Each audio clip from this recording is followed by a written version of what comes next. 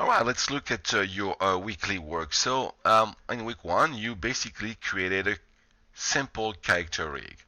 Okay, try to adapt it to your mesh also. By, let's say, I don't know, if you have shoulder pads that are detachable that can move in animation, make another bone from here to here for the shoulder pads. All right, thing like that. Okay, so I'm going to show you two things. There's a lot of other videos, of course, but I'm going to show you in 2018 and just a fresh reminder on top of what you have in the video. So you have your rig, you have your mesh. Make sure your mesh is one mesh. If not, select everything and go into the modeling, mesh, combine, and combine everything together. It's a lot easier to deal with like that. Okay, when you have it ready like that, just select your mesh, select your root. The root is the pelvis right here. Select it, okay, and go to, make sure you are in the rigging menu, go to the skinning, bind skin, but you are going to go and change its option in a max influence to 3 only, because that's what most game engine text is, an influence of 3 only. Alright, so apply that. Bing, it turned pinkish. Alright, meaning it did its work. Okay, now we're gonna add IK to the mesh. Alright, it's very simple. It's basically an easier way to animate. You have inverse and forward. And then we're going to use forward for most of the mesh beside the arms and legs where we can use IK. And how it works is you just create the IK by selecting first the tool and then selecting the beginning of your IK, most likely your shoulder, and to your wrist. And then we'll go from here, the hip, to the alright, to the bottom, just where your ankle is. Okay, so it works like that. You go to skin, you go to skeleton and you say create IK handle, and you select on the beginning the parent of the chain, 1, and the child, the final child right here. Okay, the more your mesh moves, the worse your rig was built. So let's do that for others. So right here, 1, 2, and you can see the little gizmo that appears. With that for the legs. 1, 2, and make sure we're good. Yes, we're good. And again, 1, 2. All right. So now what happened is, if you use the move tool right here, the translate, okay, and select one of them, you can move them like that. So that moves your character very easily. That's kind of easy. It's goal orientated.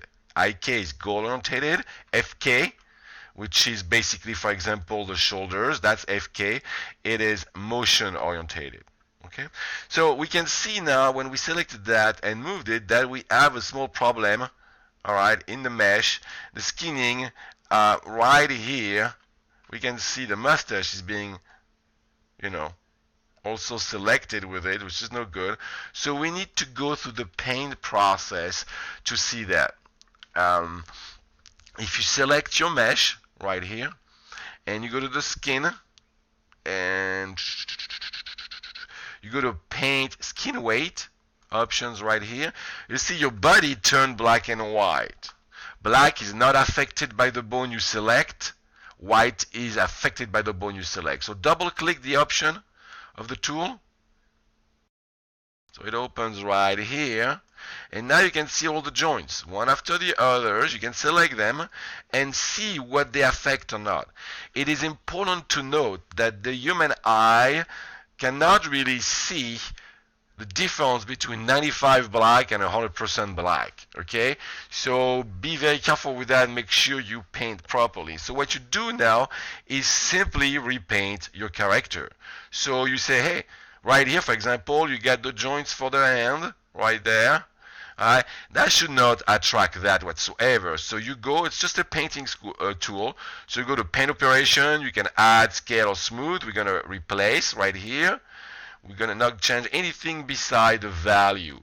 The value 1 is white, 0 is black. So we're going to turn it black, and we are going to paint. If you want to change the size also of your tool, All right, you can do so by selecting B on your keyboard and just clicking with the left mouse to change its size. All right, and then you see now you can get it back. See, it's moving back in its positioning, and that works good. But the thing is, it's not fully there. So why? Well, simply because maybe other bone in that hand, other joints are attracting it. Yes, see, right here, 14, which is the wrist, is also attracting it. So we need to repaint that also. You see, it's moving back in position very well now.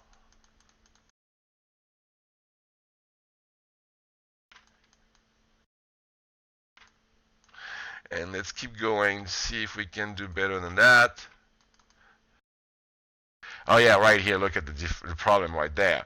So you want to go up the chain basically. You see, now that's going to put it back where it belongs. You'll see in a second.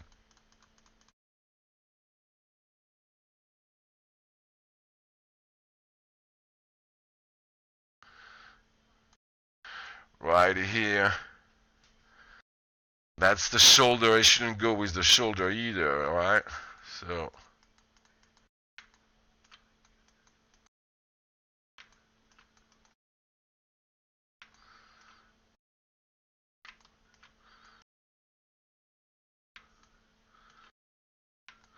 now we need to find, let me good, right here.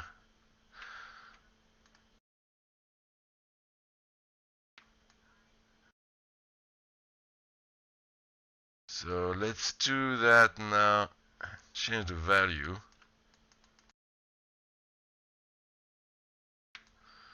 Alright, to white. See, it's regaining it very well now, its shape.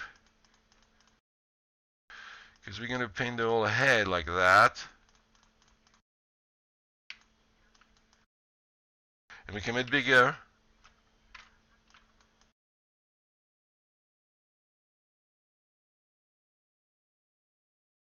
For the big parts. And we'll put everything with it.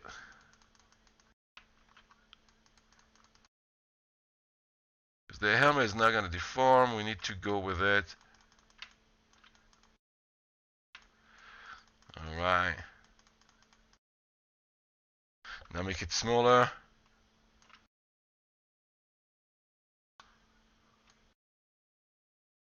And finish it up.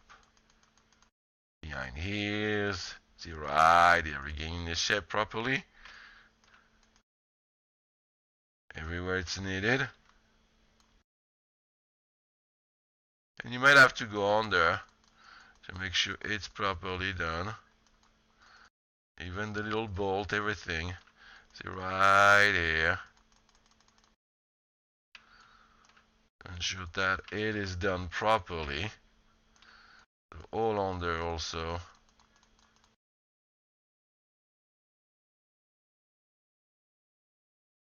As much as you can. And now we should be able to move the arm right here. And you can see nothing is moving anymore right here, which is good. Alright, we cleaned up a little bit right there, still need to be cleaned up, but that works pretty well. And now we can rotate right here. See, up and down. Just a little one right here needs to be done. That's pretty much it. So you need to do the whole body like that, okay? It's very important you do that, okay? So that's it, and watch the other videos. That's pretty much how you do it, and the other videos will go in more detail. Thank you.